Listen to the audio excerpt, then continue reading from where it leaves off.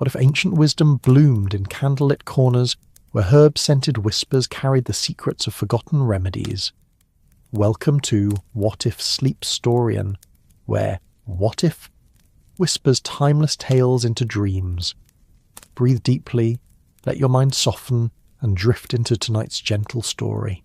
So dim the lights, find your most comfortable position, and let these whispered narratives carry you softly towards sleep. If this tale finds you wandering through moonlit herb gardens, I'd love to know, where in the world are you listening from? Are you a fellow night owl, a lover of old remedies, or just chasing rest with a curious mind? Share in the comments below. Give it a like and subscribe, but only if this story kept you company. In the heart of a village where time moved like honey through autumn air, where cobblestones wore smooth from centuries of gentle footsteps, there stood an apothecary that seemed to have grown from the earth itself.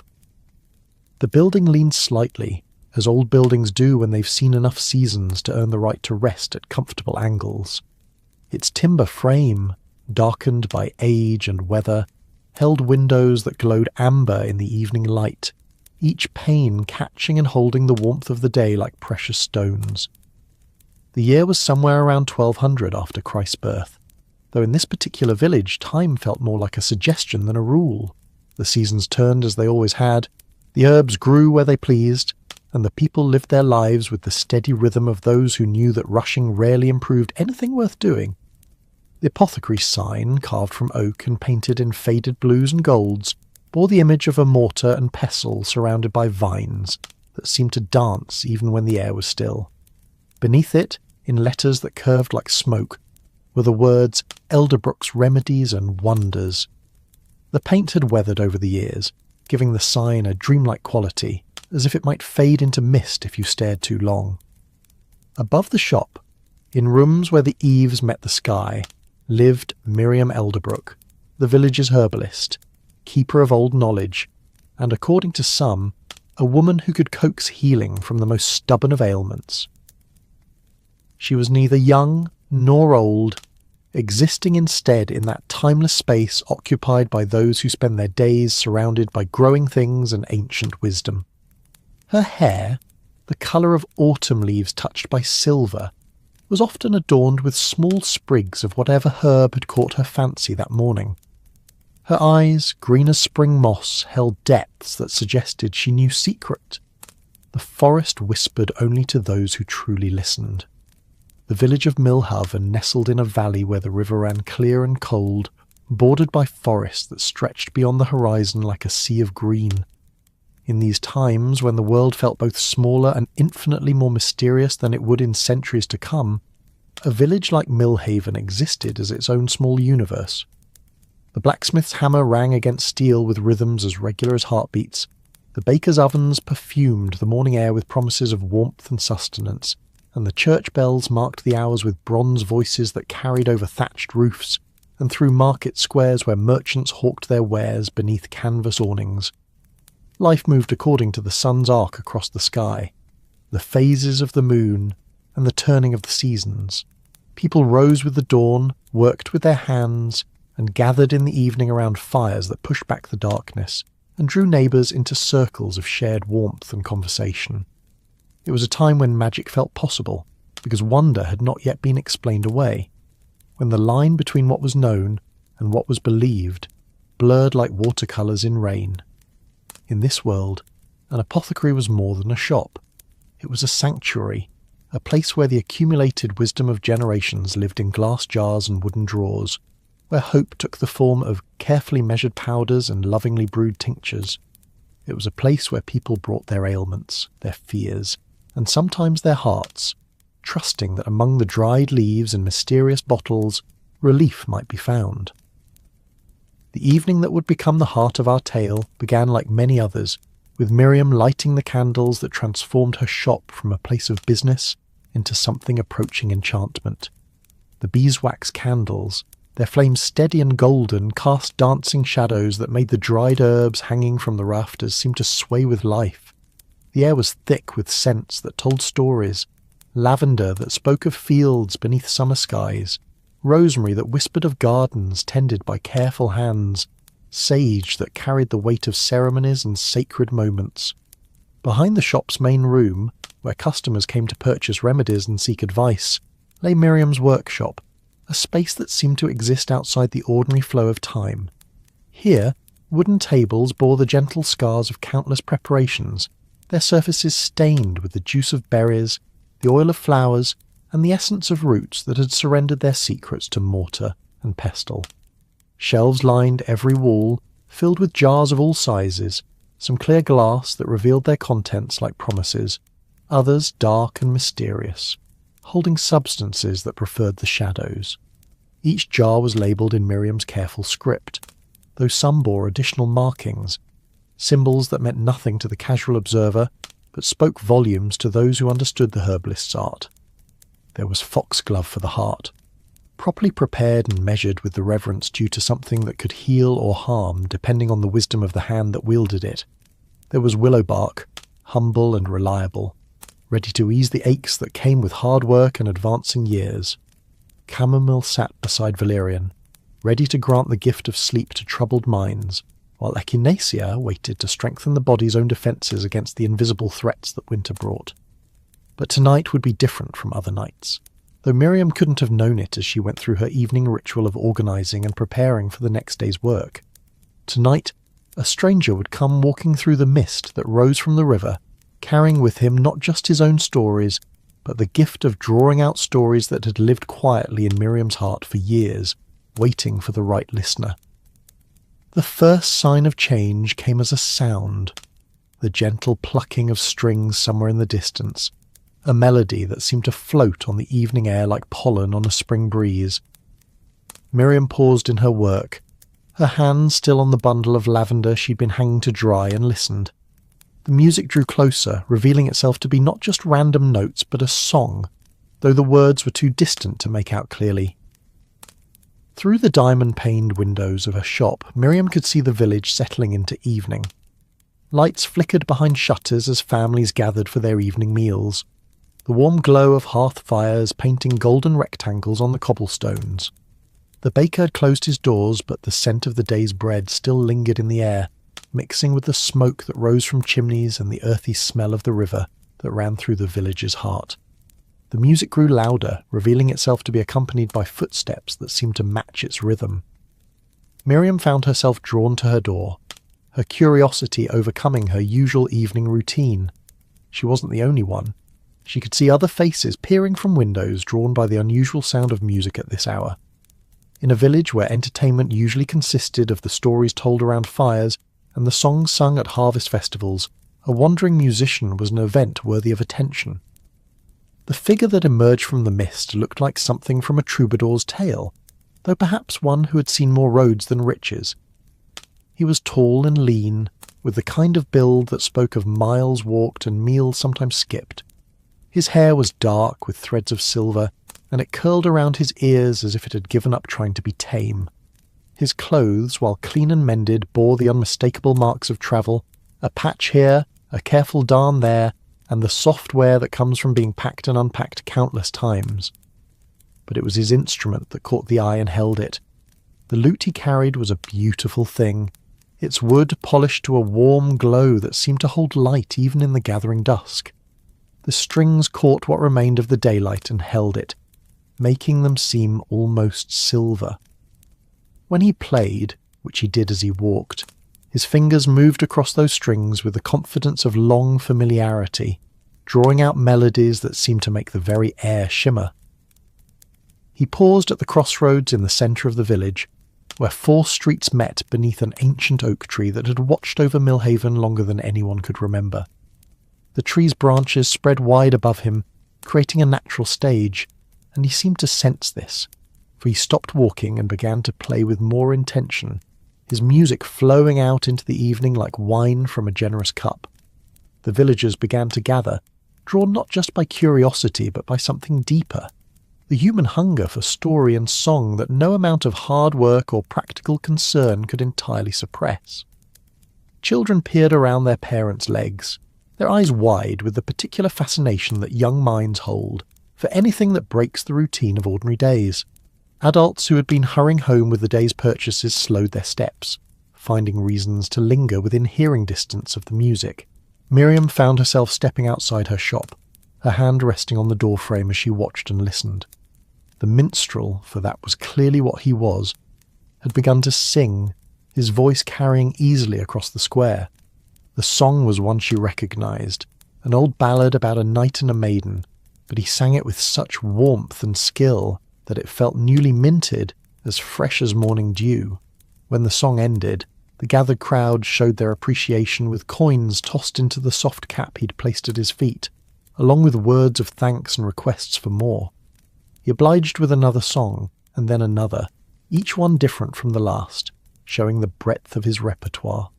There were love songs that made the young couples in the crowd exchange meaningful glances, working songs that had the older men nodding in recognition, and lullabies that made mothers think of children already tucked safely into their beds. But as the evening deepened and the crowd began to thin, called home by duties and the promise of warm meals, the minstrel's music took on a different quality. The songs became softer, more contemplative, less about entertaining a crowd and more about something personal, something that seemed to come from deeper wells within his memory and heart. It was then that Miriam made a decision that would shape the remainder of the evening. Stepping forward, she approached the minstrel with the kind of confidence that came from decades of dealing with strangers who needed something she could provide. "You sing beautifully," she said, her voice carrying the slight hoarseness that came from spending days breathing the aromatic fumes of her various preparations. "But you look as though you could use a warm meal and perhaps a place to rest. My shop is quiet now, and I was just preparing some tea. Would you join me?" The minstrel looked up at her, his eyes showing the kind of weariness that came not from physical exhaustion, but from the deeper tiredness of someone who had been travelling not just roads, but through life itself for longer than he cared to calculate.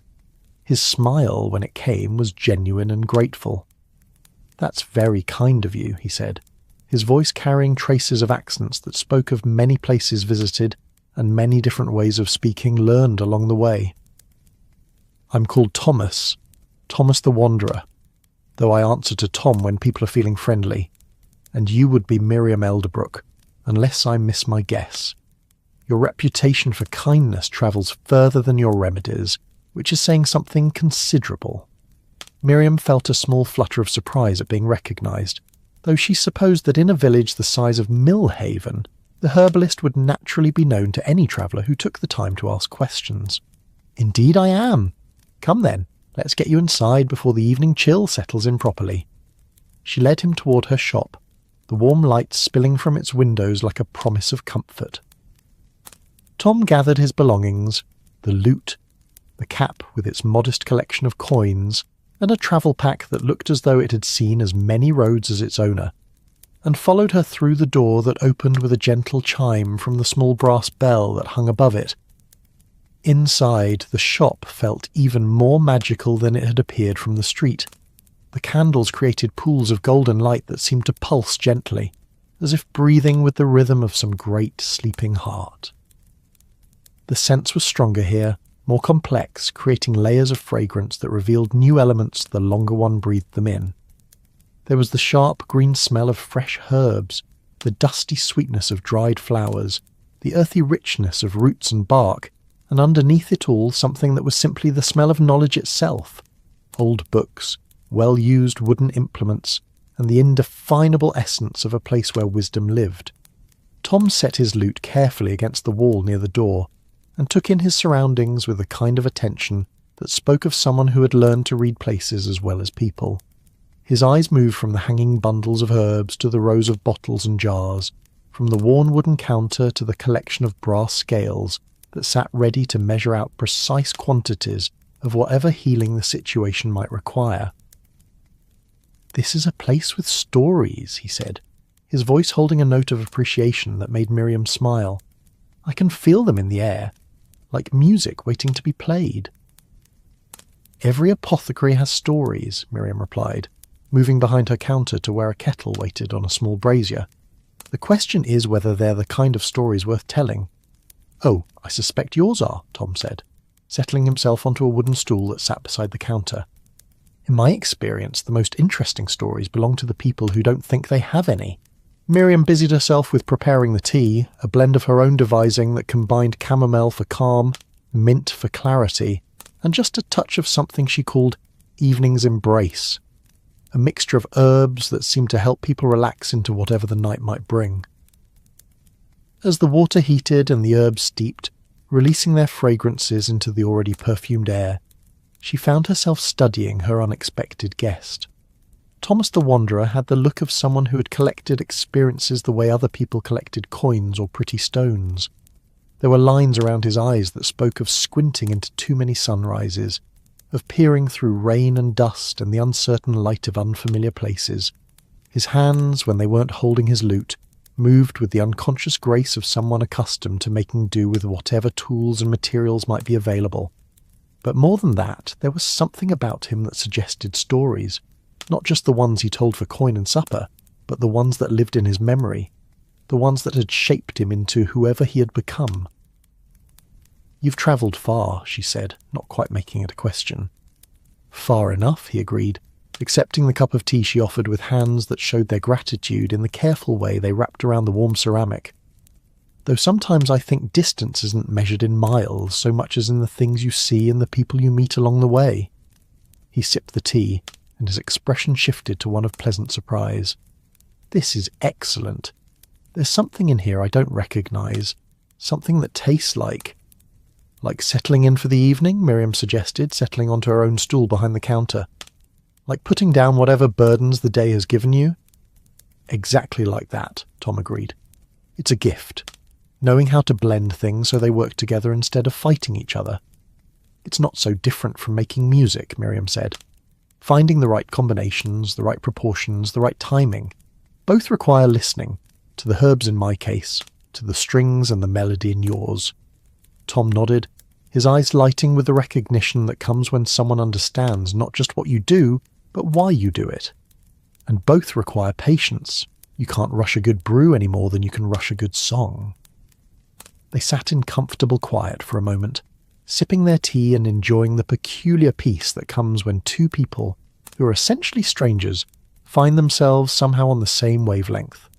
Outside, the village continued its evening routine, doors closing, fires being banked, children being tucked into beds warmed by heated stones and softened by goose down. "What brings you to Millhaven?" Miriam asked eventually. "We're not exactly on the main road to anywhere particularly important." Tom chuckled, a sound that held both amusement and something that might have been melancholy. "That's exactly what brings me here. The main roads to important places are full of people who know where they're going. The small roads to quiet villages are full of people who have stories to tell. And you collect stories. I suppose I do, in a way, though I've found that the best stories aren't collected so much as exchanged. Someone tells me something worth remembering, and I tell them something in return. The stories get shared, changed a little in the telling, polished like stones in a stream until they're smooth enough to carry easily." Miriam nodded, understanding something about the nature of stories that got passed from person to person, changing and growing with each telling. "In my trade, we call that the doctrine of signatures, the idea that things carry the marks of their purpose, that you can read what something is meant for by paying attention to its characteristics. Stories are like that too, I think. They carry the marks of the people who've told them." "Exactly," Tom said, leaning forward with the enthusiasm of someone who had found a kindred spirit. "A story told by a soldier carries the weight of battles, even if it's about something as simple as sharing bread with a friend. A story told by a mother carries the texture of lullabies, even if it's about the fiercest dragon." "And what do your stories carry?" Miriam asked, genuinely curious. Tom was quiet for a moment, considering the question with the seriousness it deserved. "Roads, I think. Distances travelled and distances yet to travel. The sound of different languages, the taste of unfamiliar foods, the feeling of being always a little bit foreign wherever you happen to be." "That sounds lonely," Miriam observed gently. "Sometimes," Tom admitted, "but it's also freeing in its way. When you belong everywhere a little bit, you're never entirely bound by the rules of any one place. You can see things from outside, understand patterns that the people living inside them might miss." "Like what?" Miriam asked. settling more comfortably on her stool and wrapping her hands around her teacup. "Like the way every village has someone like you," Tom said with a smile. "Someone who holds the old knowledge, who remembers what the grandmothers knew about which plants help and which ones harm. Someone who bridges the gap between what people need and what the earth provides." "Flattery won't get you a free meal," Miriam said, but she was smiling as she said it. "Good thing I'm not flattering you then," Tom replied. "I'm just observing. In my travels, I've noticed that the places where knowledge like yours is preserved and honoured tend to be the places where people sleep soundly at night. There's something reassuring about knowing that if you fall ill, if your child runs a fever, if your bones ache with the changing weather, there's someone who might be able to help." Miriam felt a warmth that had nothing to do with the tea. It was one thing to know that your work mattered. Another thing entirely to have someone who had seen the world beyond your village recognise and articulate that importance. "You must have seen many healers in your travels," she said. "I have indeed," Tom agreed. "Each one different, but all of them carrying some version of the same deep knowledge. There was an old man in the mountains north of here who could cure the worst cough with a tea made from pine needles and honey. A woman in the coastal villages who used seaweed in ways that would surprise you, not just for health, but for beauty, for preservation, even for predicting the weather." "Tell me about her," Miriam said, settling back with the look of someone prepared to listen properly. Tom's eyes took on the distant quality of someone looking backward through time and space. Her name was Cordelia, and she lived in a cottage that was practically built on the beach. Every morning she would walk the tide line, gathering whatever the ocean had left for her. She told me that the sea was the world's greatest herbalist, collecting plants and creatures from every shore it touched and delivering them to those who knew how to read its gifts. "She sounds wise," Miriam murmured. "Oh, she was. She showed me things that made me realise how much I didn't know about the world. For instance, she could tell what kind of weather was coming not just by watching the sky, but by observing which seaweeds the tide brought in, how the mussels clung to the rocks, even the way the salt crystals formed when the spray dried on her cottage walls." Tom paused to sip his tea, and Miriam waited, recognising the rhythm of a story being properly told. But the most remarkable thing about Cordelia was her collection of bottles. She had hundreds of them, all different sizes and shapes, and each one filled with water from a different place. She had bottles of rainwater caught during thunderstorms, water from the deepest wells, water that had flowed over sacred stones, water from springs that only flowed during certain phases of the moon. "What did she do with them all?" Miriam asked. She said that water remembered everything it had touched, and by combining waters from different sources, she could create remedies that carried the essence of many places at once. A few drops of storm water for power, spring water for renewal, well water for depth and stability.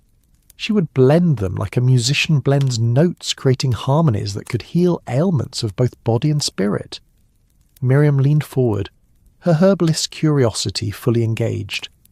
"Did you see it work?" "I did," Tom said solemnly.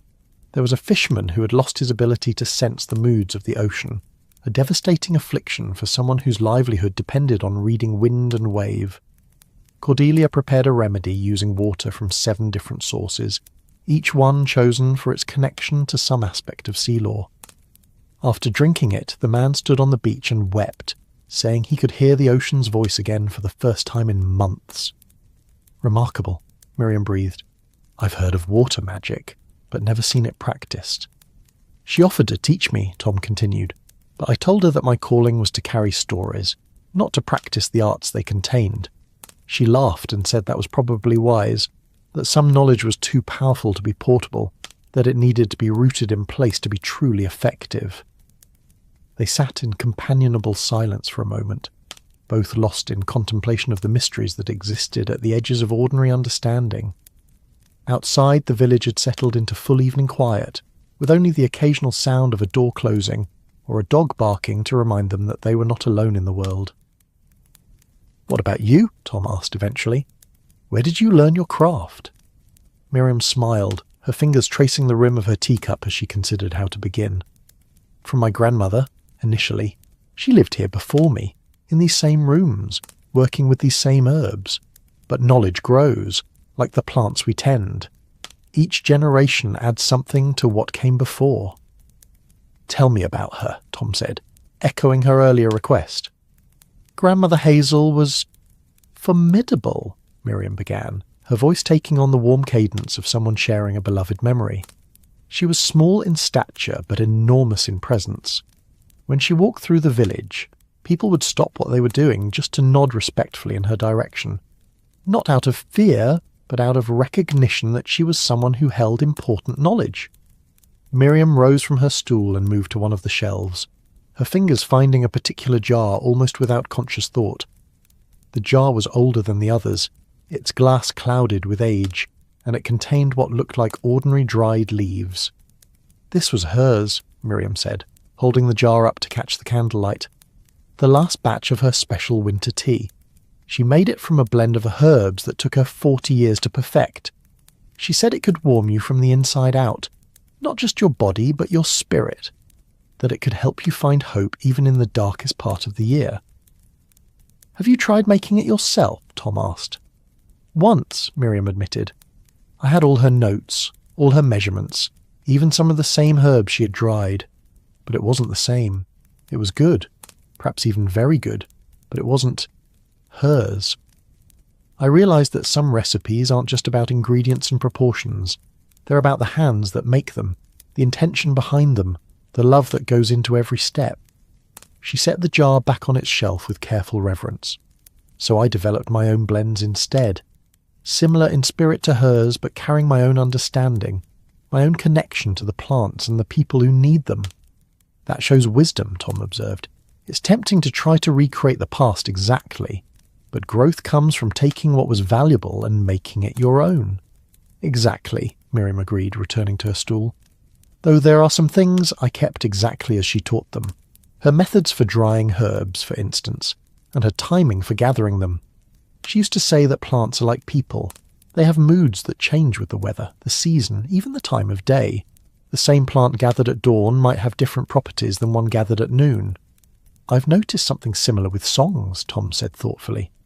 A melody that sounds bright and hopeful in the morning might carry different emotions when played by firelight in the evening. Yes, Miriam exclaimed, pleased by the parallel. It's all connected, isn't it? The rhythms of the natural world, the moods of the people, the way different elements combine to create something greater than the sum of their parts. Tom nodded, then reached for his lute, which had been resting quietly against the wall. May I? He asked, and at Miriam's encouraging nod, he began to tune the strings with the practiced movements of someone who had performed this ritual thousands of times. As he played a few experimental notes, testing the tuning and warming up his fingers, Miriam found herself watching the way the candlelight played across the instrument's polished wood. The lute was clearly old, but it had been cared for with the devotion that valuable tools receive from those who depend on them for their livelihood. This belonged to my teacher, Tom said, noticing her attention, a man named Master Geoffrey, who took me in when I was barely old enough to hold an instrument properly. He taught me that music wasn't just entertainment, it was a form of medicine, a way of healing hurts that couldn't be treated with herbs or bandages. How so? Miriam asked, genuinely intrigued. Tom began to play a soft melody, something gentle and contemplative that seemed to make the very air in the shop feel more peaceful. There are songs for grieving, he said, his voice blending with the music, that help people say goodbye to what they've lost. Songs for celebrating that amplify joy until it becomes something the whole community can share. Songs for working that make hard labour feel less burdensome, and songs for loving that help people find words for feelings too deep for ordinary conversation. The melody he played shifted as he spoke, demonstrating each type of song with subtle changes in rhythm and tone. Miriam found herself relaxing in ways she hadn't realised she needed, the accumulated tensions of the day dissolving under the influence of the music. And then there are songs for healing, Tom continued, his fingers finding a melody that seemed to carry the essence of spring rain, of new growth, of hope emerging from darkness. Not healing the body, that's your domain, but healing the spirit. Songs that remind people that they're not alone, that their stories matter, that tomorrow might be better than today. I can feel it, Miriam said softly. The healing in the music, I mean. It's like a tincture for the soul. Master Geoffrey used to say that a good musician was like a good herbalist, Both learned to read what people needed and provide it in a form they could accept, Tom said, letting the melody fade into silence. He taught me to watch faces while I played, to adjust the music based on what I saw there. "What do you see in my face?" Miriam asked, curious. Tom studied her with the same attention she had seen him pay to his instrument's tuning. "I see someone who carries a lot of responsibility quietly," he said finally. "Someone who gives freely of herself but rarely asks for anything in return. Someone who loves her work, but sometimes feels the weight of always being the person others turn to when things go wrong." Miriam felt a little shock of recognition at how accurately he had read her. "That's remarkably perceptive."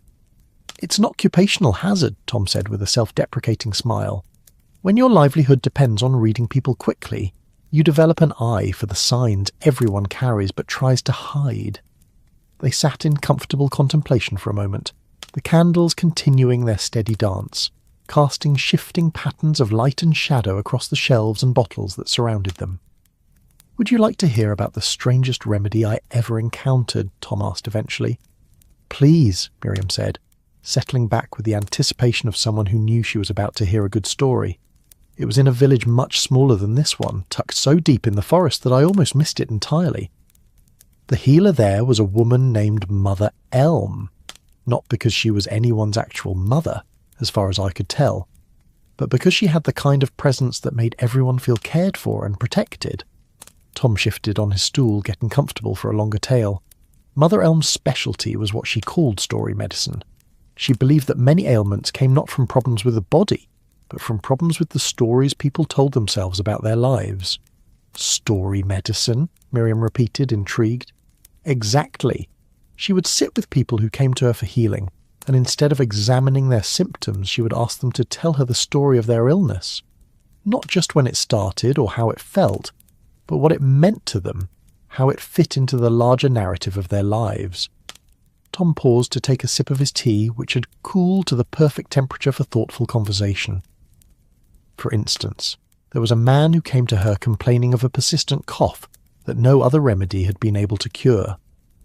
Mother Elm listened to his story, not just about the cough, but about his life. It turned out that he had been a singer in his youth, but had given up music to take over his father's blacksmith shop.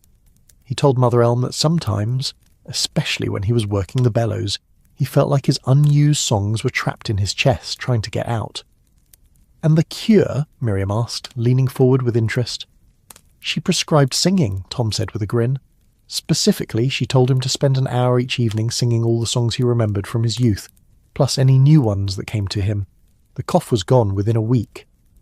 "That's brilliant," Miriam said slowly. "I've seen ailments that seem to have no physical cause, complaints that persisted despite every remedy I could think to try. I wonder if some of them might have been stories in need of healing." Mother Elm thought so. She said that humans are storytelling creatures, that we make sense of the world by creating narratives about our experiences. When those narratives become too painful or limiting, the body sometimes expresses the distress in ways that conventional medicine can't address. "Did you learn her techniques?" Miriam asked. "I tried," Tom admitted. "But she told me that story medicine required a different kind of listening than I was accustomed to. A musician listens to sounds and rhythms, but a story healer has to listen to meanings and patterns, to the gaps between words as much as to the words themselves."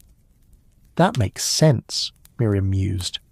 "In my work, I've learned that sometimes what people don't say is as important as what they do say. The herb they're reluctant to try, the symptom they mention only in passing, the way they hold their body when they talk about certain subjects." "Exactly," Tom agreed. Mother Elm said that the body keeps its own kind of journal, recording not just physical experiences but emotional ones as well. Learning to read that journal was part of her art. The conversation was interrupted by a gentle tapping at the door. Miriam looked up in surprise. It was late for customers, and the villagers generally respected her evening hours. "I should see who that is," she said, rising from her stool. At the door she found young Mary Fletcher, one of the baker's daughters, her face flushed with worry and exertion. "Mistress Elderbrook," Mary said breathlessly, "I'm sorry to disturb you so late, but it's my little brother Peter. He's been having terrible dreams again, and Mother thought..." She hoped you might have something to help him sleep peacefully. "Of course," Miriam said kindly. "Come in, child. Let me prepare something for him." Mary stepped into the shop and stopped short at the sight of Tom sitting by the counter with his lute. "Oh, I didn't realise you had company. I can come back tomorrow." "Nonsense," Miriam said firmly. "A child's troubled sleep can't wait for tomorrow, and this is Thomas, a travelling minstrel who's sharing tea and stories with me this evening. Thomas, this is Mary Fletcher, whose family provides this village with the finest bread you'll find anywhere." Tom rose and gave Mary a courtly bow that made her giggle despite her worry. "A pleasure to meet you, Miss Fletcher, and please don't let me interrupt something as important as helping your brother sleep well." Miriam moved to one of her shelves, her hands finding the jars she needed with the efficiency of long practice. "Tell me about Peter's dreams," she said as she worked. "Are they frightening, confusing? Does he remember them clearly or just wake up upset?" "He says there are shadows in his room that whisper things he can't understand," Mary explained, wrapping her arms around herself as if the very thought made her cold. "He wakes up crying, saying they want to take him somewhere dark. Mother has tried everything. Extra candles, prayers, even moving his bed to different parts of the room." Miriam nodded thoughtfully as she measured dried lavender into a small cloth pouch. "How long has this been happening?" "About a month now," Mary said. "Ever since old Henrik the tinker died. Peter was quite fond of him. Henrik used to let him help sort screws and nails when he came through the village." "Ah," Miriam said softly, understanding beginning to dawn in her expression. "Grief in children often takes forms that adults don't expect. The shadows he sees might be his way of trying to understand where Henrik has gone." Tom, who had been listening quietly, spoke up. "In my travels, I've encountered children with similar troubles. Sometimes what they need isn't just peaceful sleep, but help processing feelings they don't have words for yet." Miriam paused in her preparations and looked at him thoughtfully. "Are you thinking of story medicine again?" "Perhaps," Tom said, "if you think it might help." Mary looked between them with confusion. "Story medicine?" "A way of using tales to help heal hurts that aren't quite physical," Miriam explained gently. "Sometimes children understand things better when they're presented as stories rather than explanations." She finished preparing the sleep sachets, small pouches of lavender, chamomile, and a touch of valerian that would release their calming scents when tucked under a pillow. But instead of simply handing them to Mary, she paused. "What if," Miriam said slowly, "we sent more than just herbs home with you tonight? What if we sent a story as well?" "What kind of story?" Mary asked. Tom had risen and was gently tuning his lute again. "A story about shadows, perhaps, but not frightening shadows, helpful ones." "Tell me," Miriam said, settling back on her stool with the look of someone prepared to listen and learn.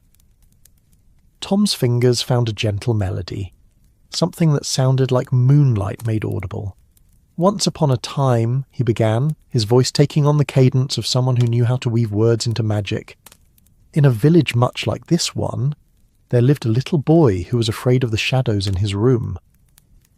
Mary perched on the edge of a wooden crate, her worry temporarily forgotten in the pull of a story being properly told.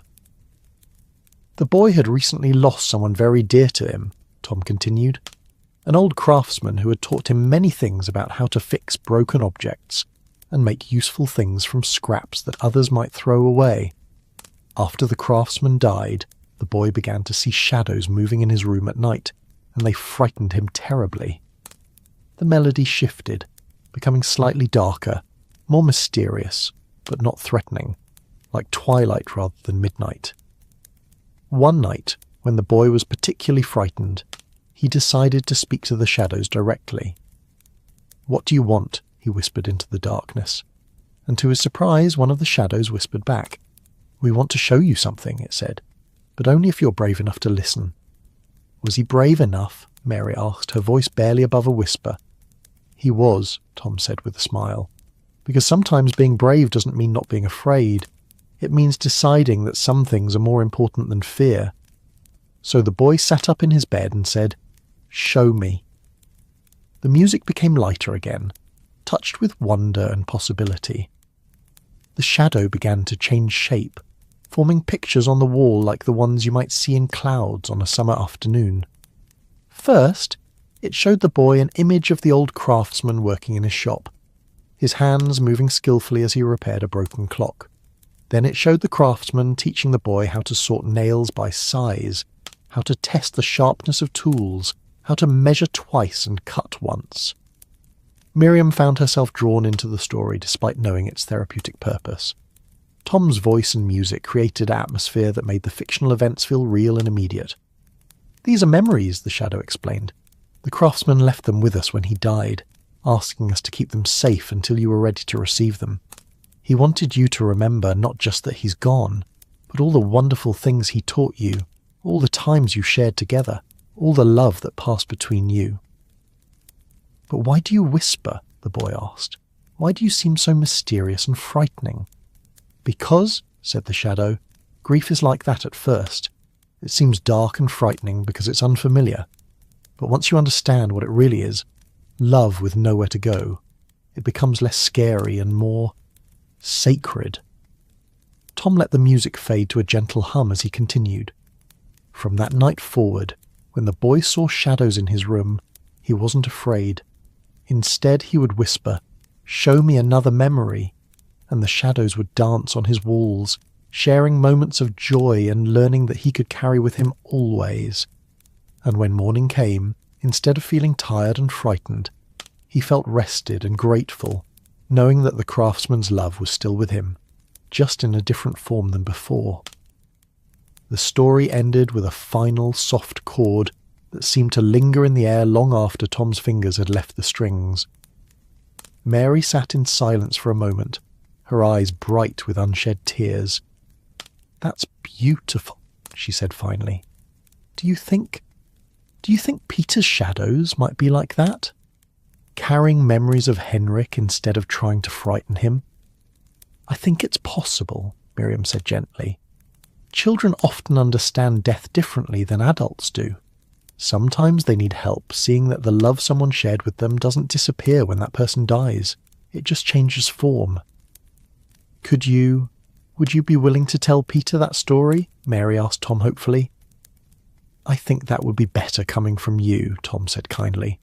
"Stories have more power when they're shared by people we love and trust. But I could teach you the melody that goes with it if you'd like. Sometimes music helps stories sink deeper into the heart."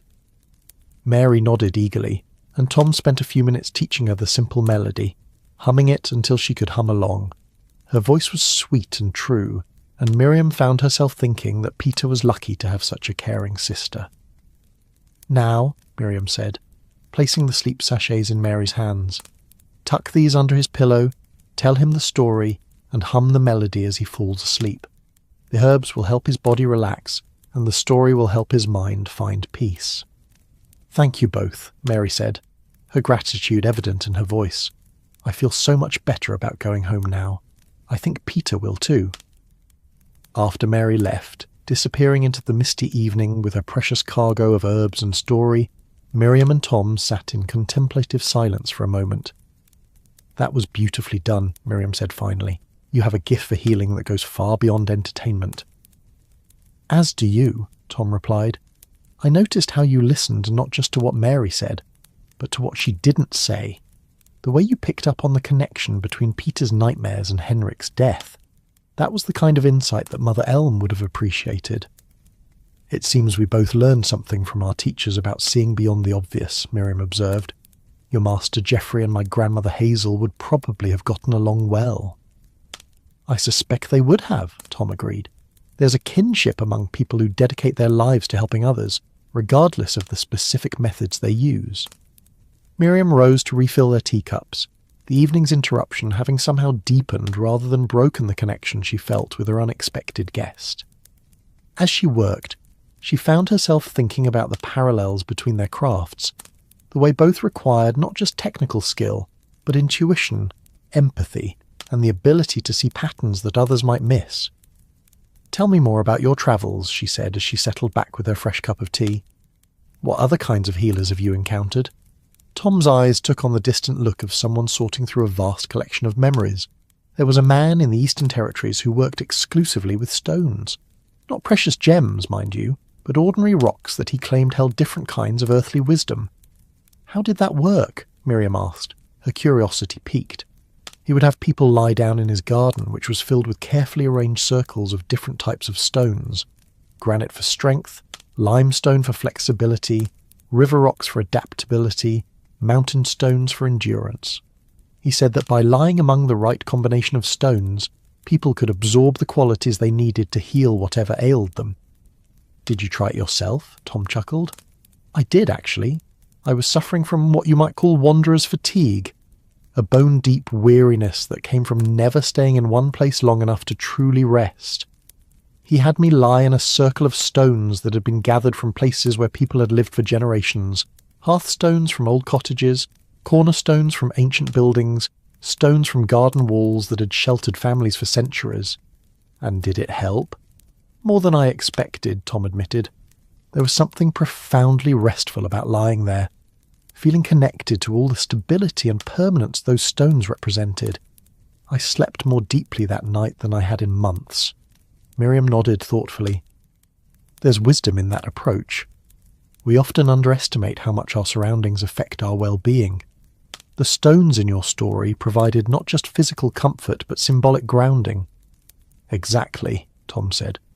"And that's something I've noticed about all the healers I've met. They understand that healing often happens on multiple levels simultaneously.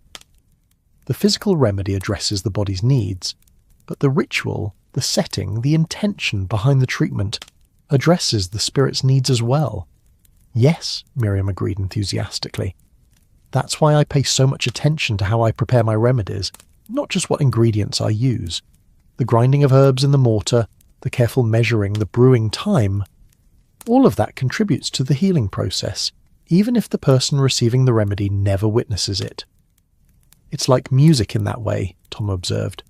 "The song that emerges is important, but so is the intention behind it, the skill that went into learning it, the care with which it's performed.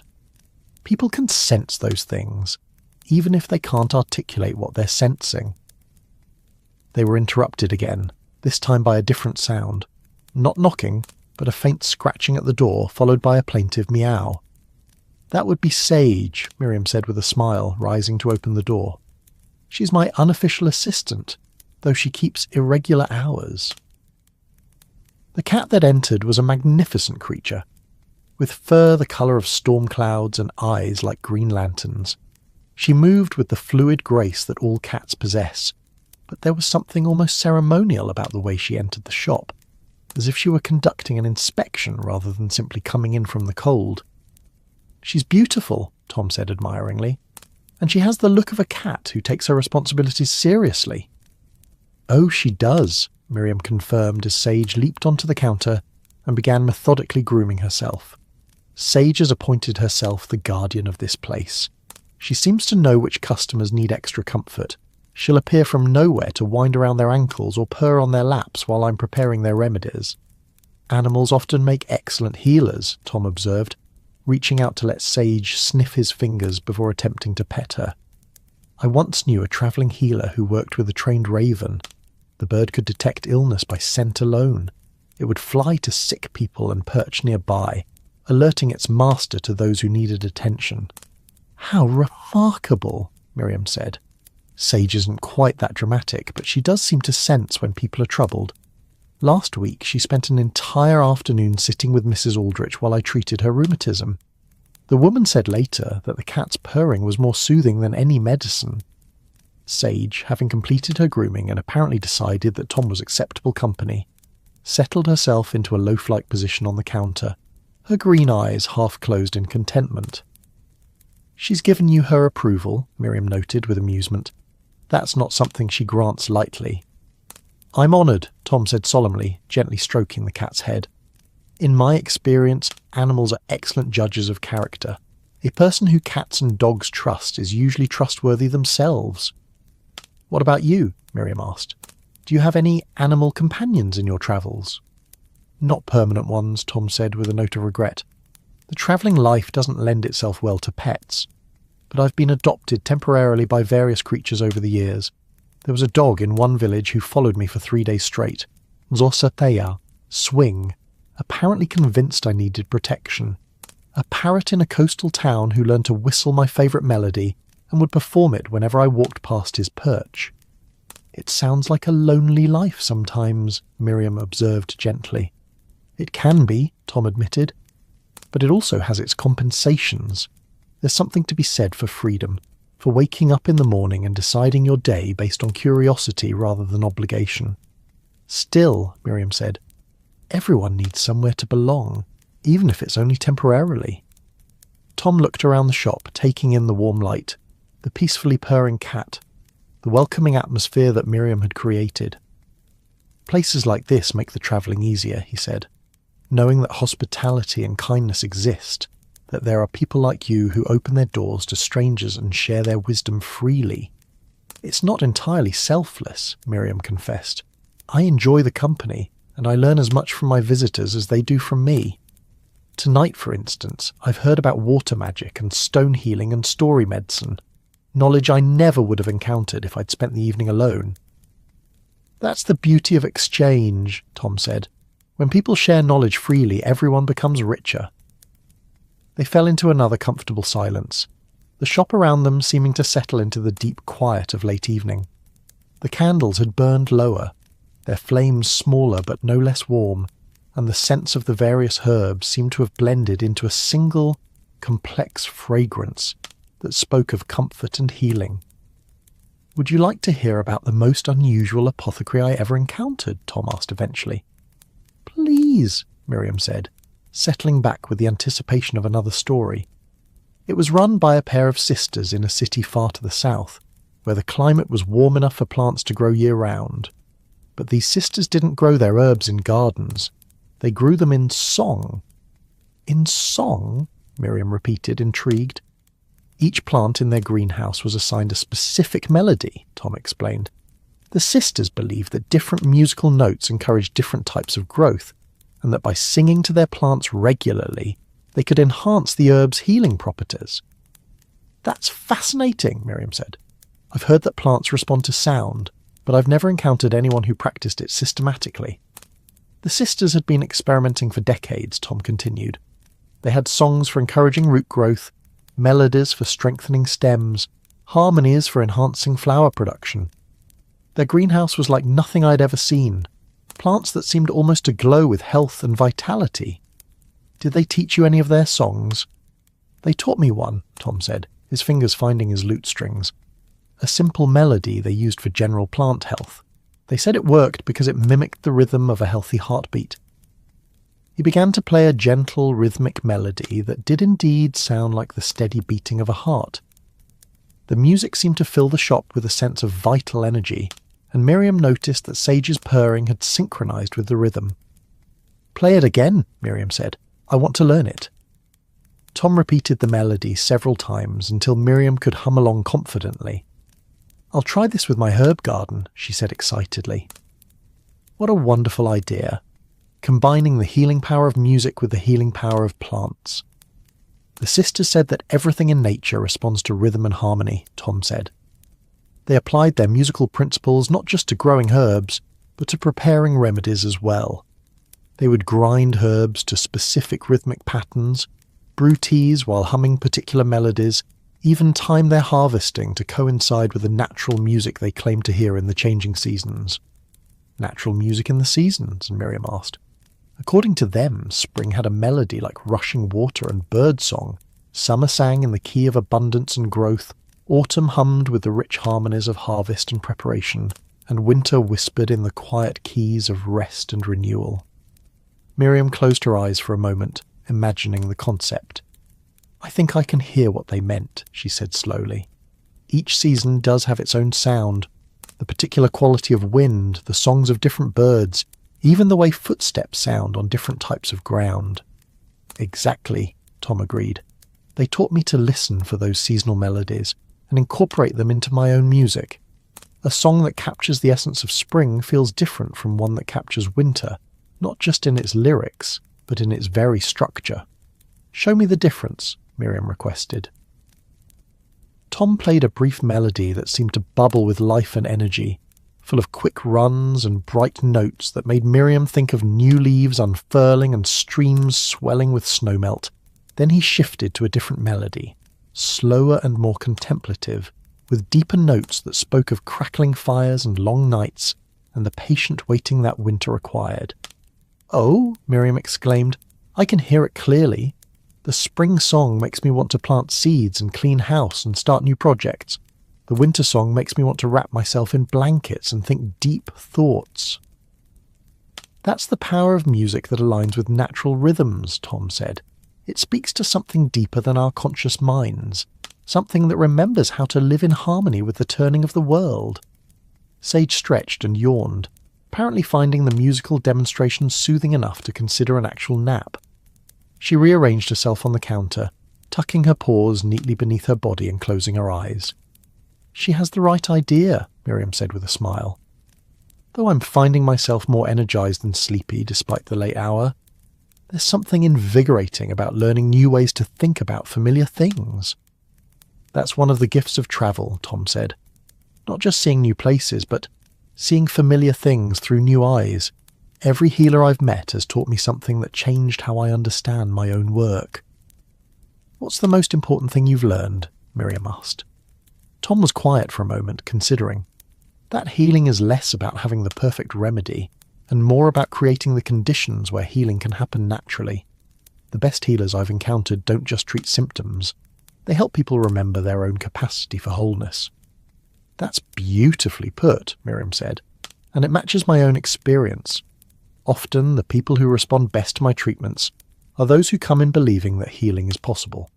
My job is as much about nurturing that belief as it is about providing the right herbs." "Yes," Tom agreed. "Hope itself is a medicine, perhaps the most powerful one of all." They sat in contemplative quiet again, each lost in their own thoughts about the nature of healing and the various forms it could take. Outside, the village had settled into the deep quiet of midnight, with only the occasional sound of wind in the trees or the distant bark of a dog to remind them that they were part of a larger community. "I should probably think about finding somewhere to sleep," Tom said eventually, though his tone suggested he wasn't eager to end the evening's conversation. "You're welcome to stay here," Miriam offered without hesitation. "I have a spare room upstairs, and it seems a shame to cut short such an enriching exchange of ideas." "That's very kind of you," Tom said gratefully. "I accept, if you're certain it's no imposition." "None at all," Miriam assured him. "In fact, I'd like to propose something, if you're willing." "What did you have in mind?" "Well," Miriam said, warming to an idea that had been forming as they talked, "tomorrow is market day. People from the surrounding farms and villages come to Millhaven to trade goods and catch up on news. What if we combined our talents for the occasion? You could provide music and stories, and I could offer remedies and advice. We could create something like what you described with those singing sisters, a healing practice that addresses both body and spirit." Tom's face lit up with enthusiasm. "That sounds wonderful. A sort of partnership between music and medicine." "Exactly," Miriam said. "I've often thought that my remedies would be more effective if people were in the right frame of mind to receive them. Your music could help create that receptive state. And your knowledge of herbs and healing could inform the stories I tell," Tom added. "We could create narratives that not only entertain, but also teach people about taking care of themselves and each other." "We could start tomorrow and see how it goes," Miriam suggested.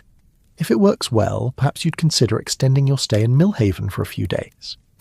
"I'd like that very much," Tom said warmly. "It's been a long time since I've had the opportunity to collaborate with someone who understands the deeper purposes behind the work." Miriam rose and began the process of banking the fire in her small brazier and extinguishing some of the candles, leaving just enough light to navigate safely. "Let me show you to your room," she said, "and thank you for this evening. It's rare to find someone who can match enthusiasm for learning with such skill in sharing knowledge." As they made their way up the narrow stairs to the living quarters above the shop, Sage following at a dignified distance, Tom reflected on the unexpected turn his travels had taken. He had come to Millhaven expecting nothing more than a night's shelter, and perhaps a small audience for his songs. Instead, he had found something much rarer. A kindred spirit who understood that healing was an art that took many forms, and that the best practitioners were those who remained open, learning from others. The guest room Miriam showed him to was small but comfortable, with a narrow bed covered in quilts that smelled faintly of lavender, a washstand, a ceramic pitcher and bowl, and a window that looked out over the village square. The room felt peaceful and welcoming, like the rest of Miriam's domain. "Sleep well," Miriam said from the doorway. "Tomorrow should be an interesting day." "Indeed it should," Tom agreed. "And thank you again for your hospitality. It's not often that a wandering minstrel finds himself part of an innovative healing practice." After Miriam had retired to her own room and the house had settled into nighttime quiet, Tom lay awake for a while, looking out the window at the star-scattered sky and thinking about the conversation they had shared. It occurred to him that this was exactly the kind of evening he had been seeking without quite knowing it. A perfect blend of intellectual stimulation, creative collaboration, and genuine human connection. In her own room across the hall, Miriam was having similar thoughts. She had grown accustomed to her solitary life, finding satisfaction in her work and contentment in her routines. But tonight had reminded her of the particular joy that came from sharing ideas with someone who could build upon them, who could take her thoughts and add new dimensions she hadn't considered. As she drifted towards sleep, she found herself humming the melody Tom had taught her, the one the singing sisters had used to encourage plant growth. She made a mental note to try it in her garden tomorrow, after the market day activities had concluded. Perhaps she would even ask Tom to help her develop specific songs for different types of herbs, combining his musical knowledge with her understanding of plant properties. The prospect of tomorrow filled her with an anticipation she hadn't felt in years. For so long, market days had been simply another day of work. People would come seeking remedies, she would provide them, and life would continue in its comfortable patterns. But tomorrow would be different. Tomorrow would be an experiment in collaboration, a chance to discover what new possibilities might emerge when music and medicine work together. Outside, the village slept peacefully under its blanket of stars, unaware that tomorrow would bring something special to their weekly gathering at the market square. The river continued its eternal conversation with the stones of its bed, the wind whispered secrets to the trees, and in the apothecary shop, surrounded by the accumulated wisdom of generations, two healers rested in preparation for a day that would expand their understanding of what it meant to help others find their way back to wholeness. The morning came gently to Millhaven, as it usually did in the valley where time seemed to move with deliberate grace. The sun rose slowly, painting the sky in shades of rose and gold, while the mist lifted gradually from the river, revealing the village bit by bit like a painting being completed stroke by stroke. Miriam woke to the sound of birds greeting the dawn, and the familiar creaking of her old house settling into the warmth of another day. For a moment, she lay still, remembering the events of the previous evening and feeling a flutter of excitement about the day ahead. It had been so long since she had felt this kind of anticipation about her work. Not just the satisfaction of helping people, which she always felt, but the thrill of trying something entirely new. From downstairs came the sound of movement, and she realized that Tom was already awake. The scent of brewing tea drifted up the stairs along with something else, the faint sound of humming. She smiled, recognizing the melody as one he had played the night before, and made her way downstairs to find him standing in her kitchen, apparently having taken the liberty of starting the morning's preparations. "I hope you don't mind," he said when he saw her. "I'm an early riser by habit, and I thought I might make myself useful." "Not at all," Miriam said, accepting the cup of tea he offered her, "though I'm impressed you managed to navigate my kitchen well enough to brew a proper pot." "The tea was easy," Tom said with a grin, "though I did have some help." He gestured toward the window, where Sage sat on the sill, apparently supervising his activities with the intensity of a master craftsman overseeing an apprentice. "She appeared as soon as I came downstairs," Tom explained. "I got the distinct impression that she was making sure I didn't disturb anything important." "That sounds like Sage," Miriam said fondly. "She takes her guardian duties very seriously." As they shared their morning tea, they discussed their plans for the market day collaboration. Miriam explained that the market typically began around mid-morning and continued until late afternoon, with the busiest period falling around noon when people finished their morning chores and gathered to socialise as well as trade. "I usually set up a small table with some of my most commonly requested remedies," she said. "Nothing too complex. Simple things like headache powders, stomach soothers, cough syrups. People like to be able to purchase what they need quickly and get on with their other business.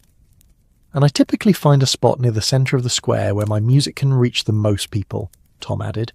usually by the old oak tree, since it provides both shade and good acoustics. What if we set up together? Miriam suggested.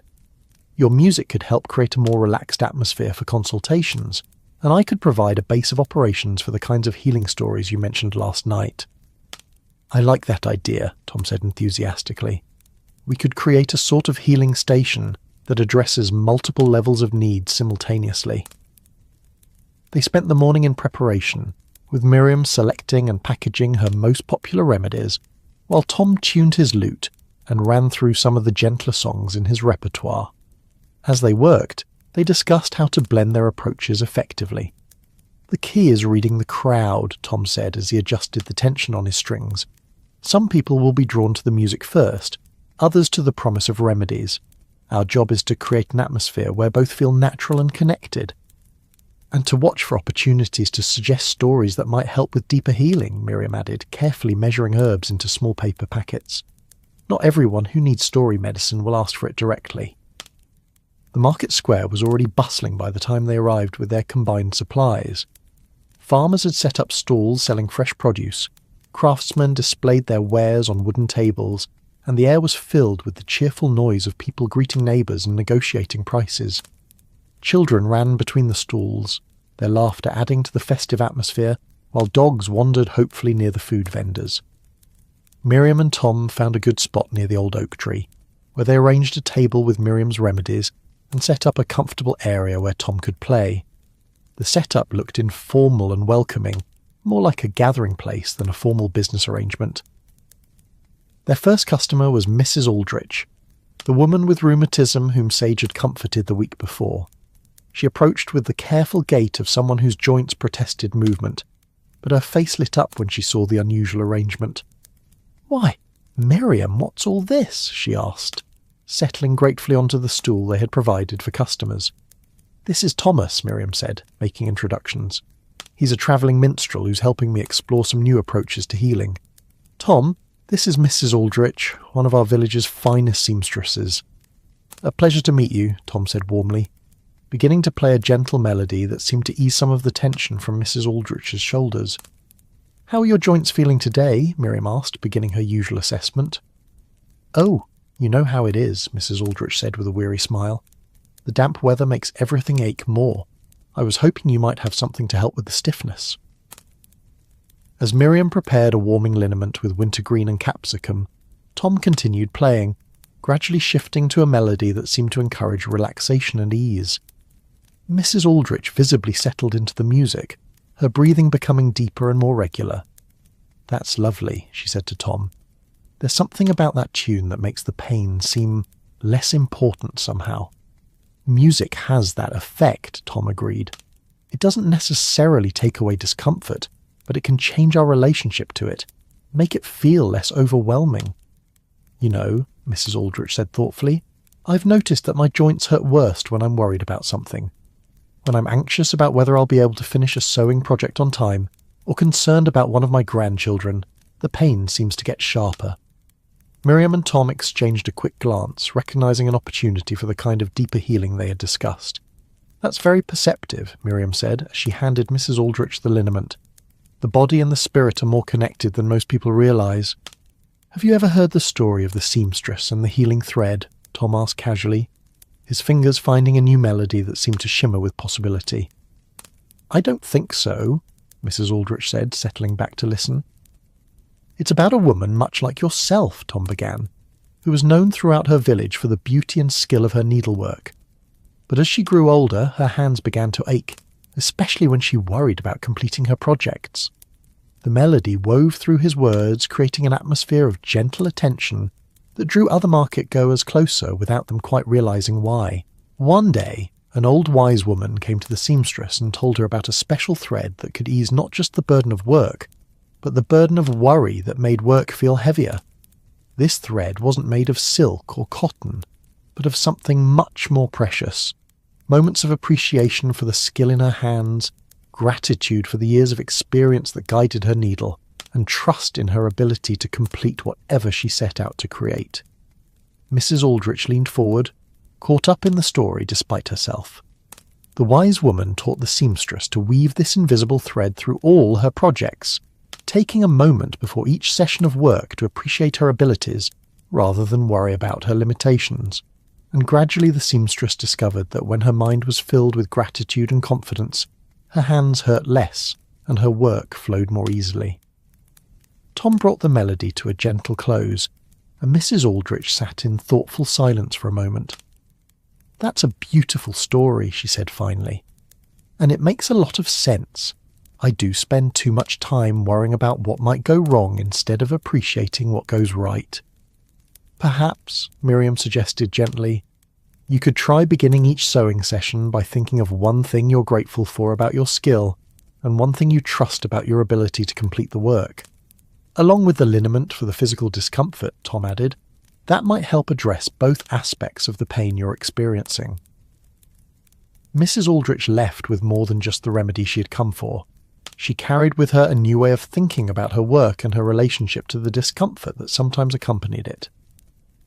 As she walked away, already moving with less stiffness than when she'd arrived, several other people approached the healing station with curious expressions.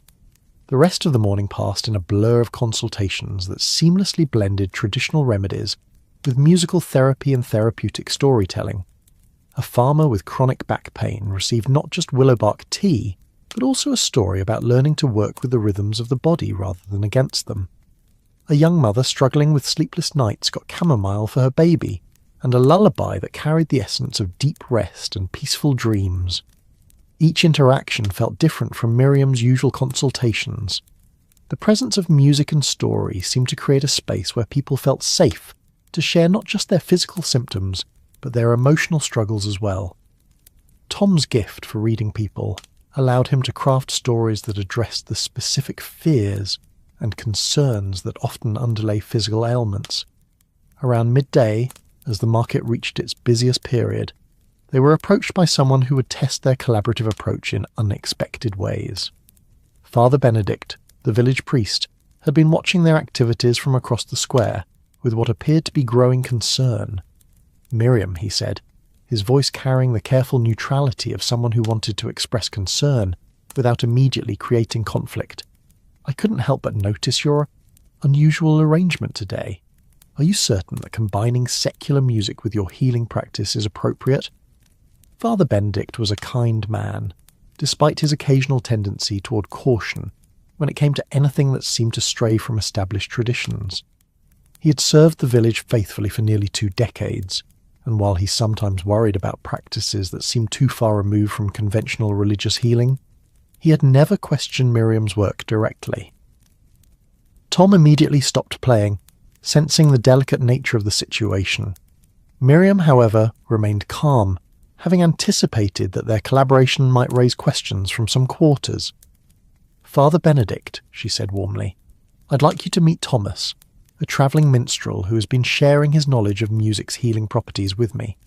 Tom, this is Father Benedict, who tends to our spiritual welfare with the same care I try to bring to physical healing."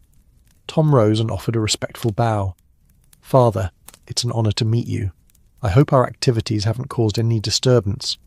"No disturbance," the priest said, though his expression remained thoughtful. "I'm simply curious about this. Fusion of practices. In my experience, healing of the soul and healing of the body are distinct endeavours that require different approaches." "With respect, Father," Tom said carefully, "I've found in my travels that the two are often more connected than they appear. Music, after all, has been part of religious practice since ancient times. David's harp soothed King Saul's troubled spirit, and the psalms themselves are songs of healing and praise." Father Benedict's expression softened slightly at the biblical reference. "That's true, of course. But I'm concerned about the stories I've heard you telling. Tales of shadows and magical threads. Are we venturing into territory that might conflict with proper Christian teaching?" Miriam stepped in gently. "Perhaps you could listen to one of Tom's stories and judge for yourself. I think you might find that his approach aligns more closely with Christian values than it initially appears." "Very well," Father Benedict said, settling onto the stool that Mrs. Aldrich had vacated earlier. "I'm willing to listen with an open mind." Tom thought for a moment, then began to tune his lute to a melody that sounded like church bells heard from a distance. "Father, have you ever counselled someone who was struggling with forgiveness? either forgiving others or finding forgiveness for themselves. Many times, the priest admitted. It's one of the most common spiritual struggles people face. Then perhaps you'll appreciate this story, Tom said, beginning to play a melody that seemed to carry both sorrow and hope. Once, in a village much like this one, there lived a man who had made a terrible mistake that hurt someone he loved deeply. He was consumed with guilt and shame, unable to forgive himself even though the person he had wronged had already forgiven him. Father Benedict leaned forward slightly, recognizing the pastoral relevance of the situation. The man went to his priest, seeking guidance, but even the assurance of God's forgiveness couldn't ease the burden he carried. So the priest suggested he visit the village's old hermit, a man known for his wisdom about the human heart. Tom's music shifted, becoming more contemplative, like the sound of wind through cathedral stones. The hermit listened to the man's story, then led him to a small garden where he grew healing herbs. "See this plant," the hermit said, pointing to a withered specimen that looked beyond saving. It was damaged by a late frost that killed all its new growth. By all rights it should have died, but watch what happens when we tend it with patience and faith. The melody brightened gradually, like sunrise after a long night. Together they cared for the damaged plant, watering it, protecting it from harsh weather, speaking words of encouragement over it each day. Slowly, almost imperceptibly, new growth began to appear. Not in the places that had been damaged, but in new shoots that emerged from the healthy roots. Father Benedict nodded slowly, beginning to see where the story was leading. "This is how forgiveness works," the hermit explained. "We cannot undo the damage that was done, just as the plant cannot regrow its frozen leaves. But forgiveness allows new growth to emerge from what remains healthy within us. The guilt you carry is like continuing to pour cold water on new shoots. It prevents the healing that God intends." Tom brought the melody to a gentle, hopeful conclusion. The man learned to tend his own heart the way they had tended the plant, with patience, faith, and the understanding that healing often takes forms we don't expect, and gradually new growth appeared in his life as well. Father Benedict sat in thoughtful silence for a long moment. When he spoke, his voice was warmer than it had been before. "That's actually quite beautiful," he said, "and theologically sound. The metaphor of growth from healthy roots, the understanding that healing doesn't erase the past but creates space for new possibilities. Yes, I can see the value in that approach." "All of Tom's stories carry similar wisdom," Miriam said. "They don't replace traditional healing or spiritual guidance. They complement it by helping people understand complex concepts through images and metaphors they can carry with them." "And the music?" Father Benedict asked. "Think of it as the voice that carries the story home to the heart," Tom said. "Just as a hymn can make scripture more memorable and meaningful, a melody can help a healing story settle more deeply into someone's understanding." The priest stood, his initial concerns clearly eased. "I apologize for my caution," he said. "In my role, I sometimes feel obligated to question new approaches, but I can see that your work is grounded in wisdom and compassion." "No apology necessary," Tom said graciously. "Spiritual leaders should be thoughtful about influences on their communities. I'm grateful you took the time to listen and evaluate, rather than simply dismissing what you didn't immediately understand." After Father Benedict departed, with a small packet of Miriam's herb blend for his own occasional sleeplessness, their reputation seemed to spread even more quickly through the market. Word of the priest's approval lent legitimacy to their unusual collaboration, and they found themselves busier than ever. The afternoon brought a steady stream of people seeking various forms of healing. Some came for purely physical ailments, others for emotional support, and many for the kind of complex combination of needs that their blended approach seemed uniquely suited to address. One particularly memorable consultation involved young Willem, the blacksmith's apprentice, who had been struggling with a stutter that seemed to worsen whenever he felt nervous or pressured. Traditional remedies had done little to help, and his master was growing impatient with his difficulty in communicating with customers. "It's like the words get tangled up in my throat," Willem explained, his frustration evident in every halting syllable. "The more I try to force them out, the worse it gets."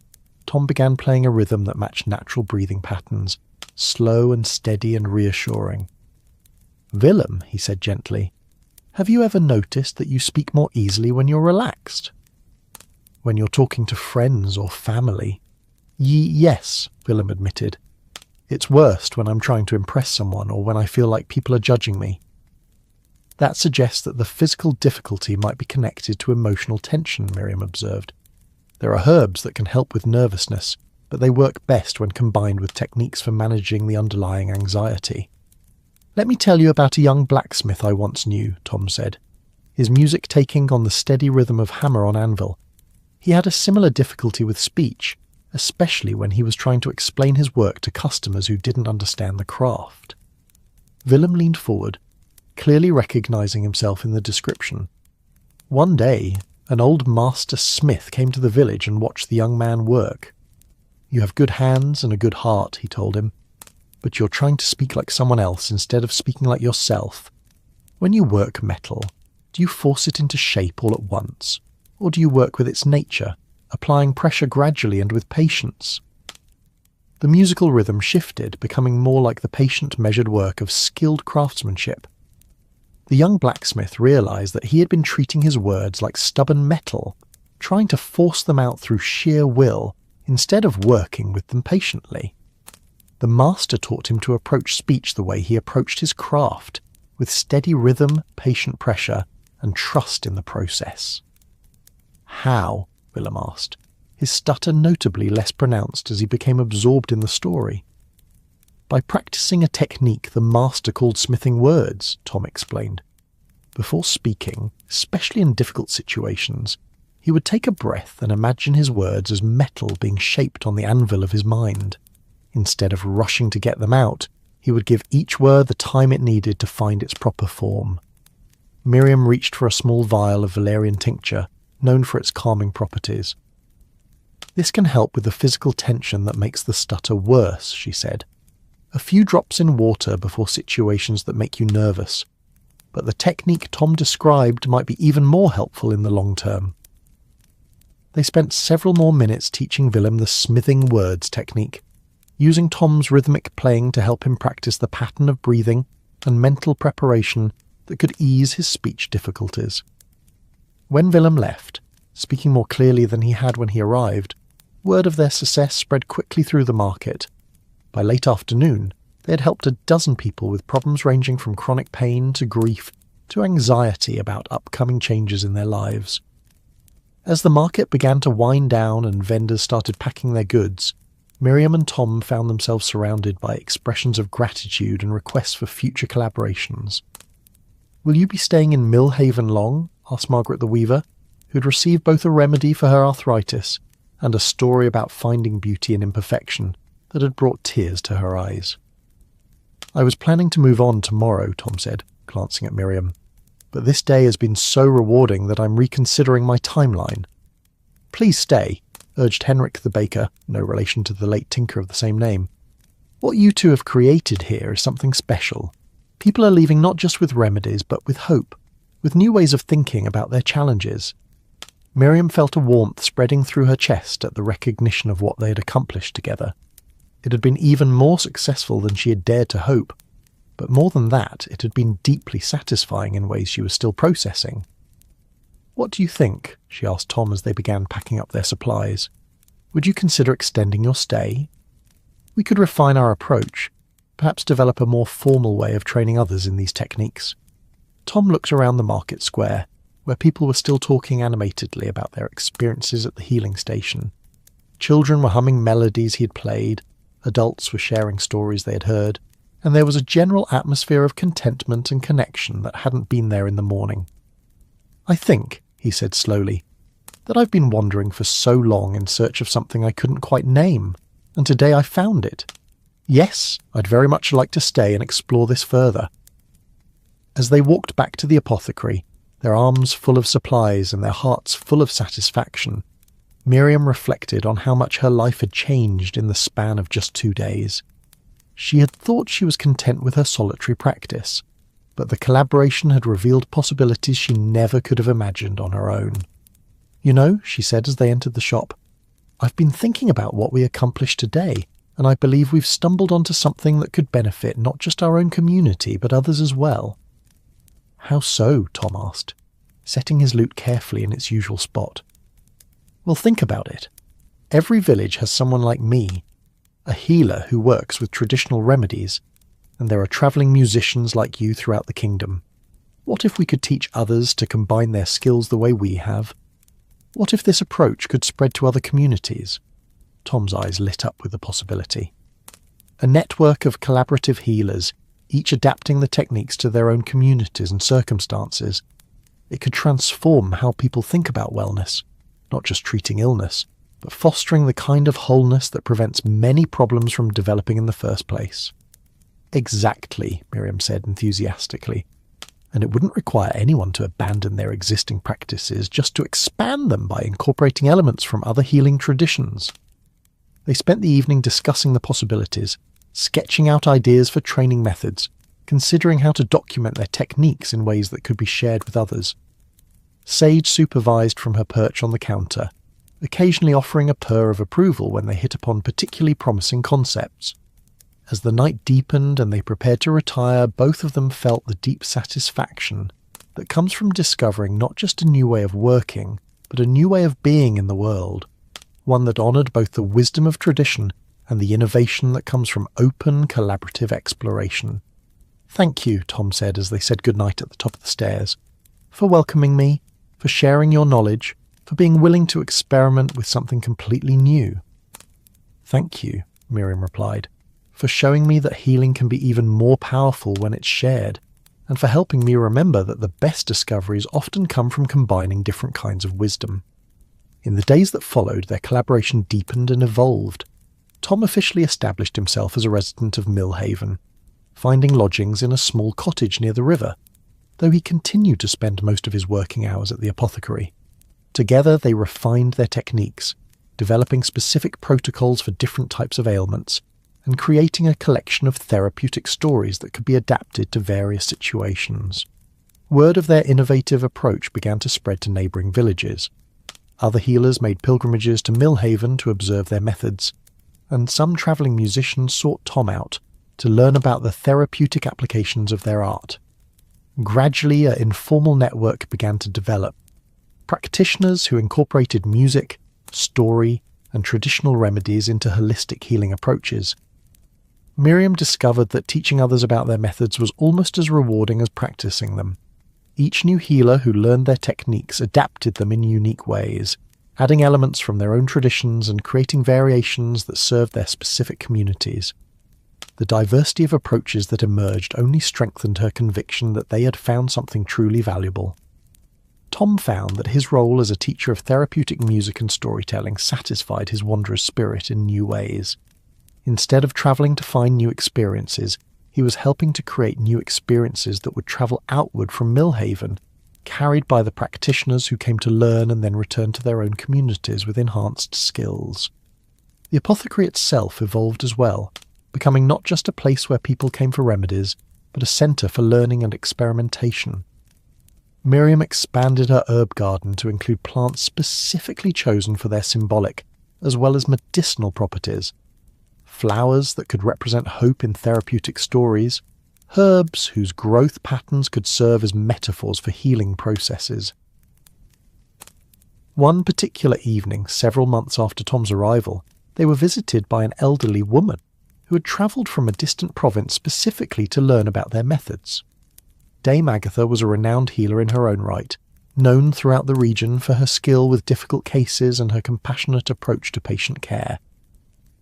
"I've heard remarkable things about what you're doing here," she said, settling into the comfortable chair they now kept in the main room for lengthy consultations. Stories of people healing not just from their immediate ailments, but from deeper wounds they didn't even know they carried. "That's been one of the most surprising aspects of this work," Miriam admitted. "When people feel safe and supported, they often reveal concerns that go far beyond what they initially came to address.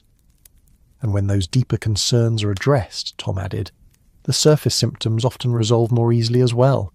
It's as if healing the spirit creates space for the body to heal itself." Dame Agatha nodded thoughtfully. "In my many years of practice, I've often sensed that there were layers to people's ailments that I couldn't quite reach with traditional methods alone. Your approach seems to access those deeper levels." They spent several hours discussing specific techniques, sharing case studies, and exploring the theoretical foundations of their collaborative approach. Dame Agatha proved to be not just an eager student, but a valuable teacher in her own right, offering insights from her decades of experience that helped refine their understanding of how different healing modalities could work together. "What strikes me most," Dame Agatha said as the evening drew to a close, "is how natural this feels. Once you see the connections between music, story, and herbal healing, it seems obvious that they should work together. Why did it take so long for someone to formalize these connections?" "Perhaps," Tom suggested, "because it required the right circumstances, a place where different traditions could meet without competition, practitioners who were secure enough in their own skills to be open to learning from others, and a community willing to embrace innovation." "And perhaps," Miriam added, "because some discoveries can only happen when the time is right for them. Too early, and they might be dismissed as frivolous. Too late, and they might be unnecessary because other solutions have already been found." Dame Agatha agreed to spend several weeks in Millholven, learning their methods in depth and helping to develop training protocols that could be used to teach the techniques to others.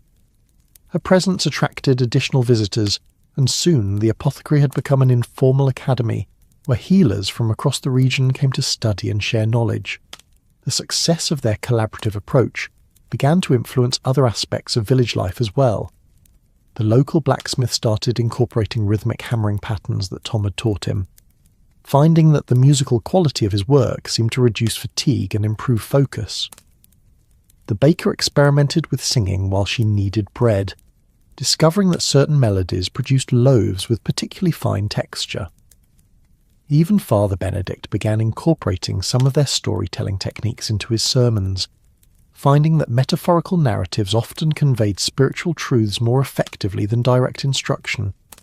The village as a whole seemed to develop a more integrated approach to wellness, with people naturally thinking about the connections between physical health, emotional well-being, and spiritual growth.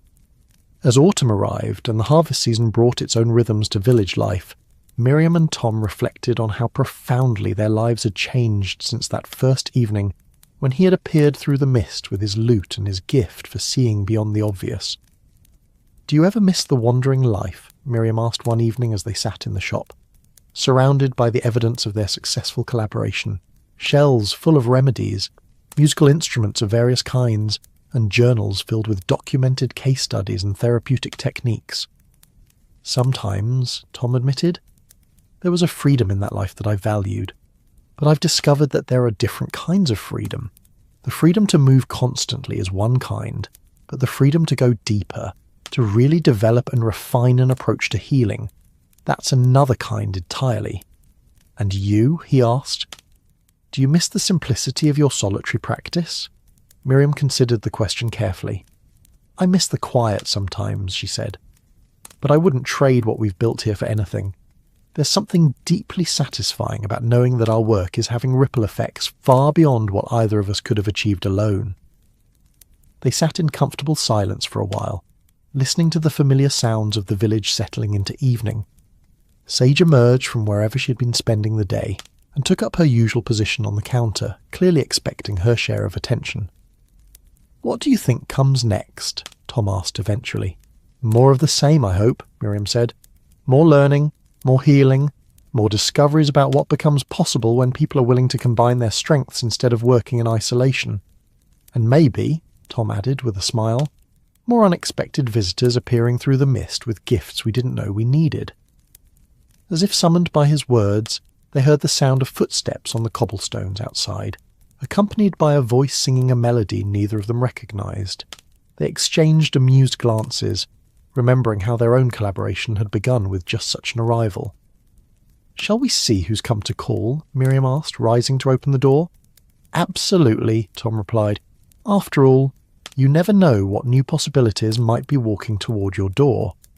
And so their story continued, not with an ending, but with the promise of new beginnings, new collaborations, new discoveries about the infinite ways that healing could manifest when people approached it with open hearts, curious minds, and the willingness to see connections where others saw only differences. The apothecary's warm light spilled out into the evening mist, welcoming whatever stories and songs and wisdom might be approaching through the gentle darkness.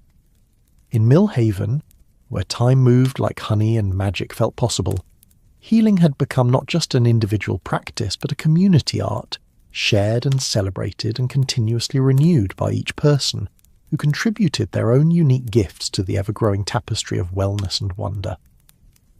The candles flickered gently in their holders, the herbs released their timeless fragrances into the air, and somewhere in the distance a lute began to play a melody that spoke of journeys completed and new adventures just beginning.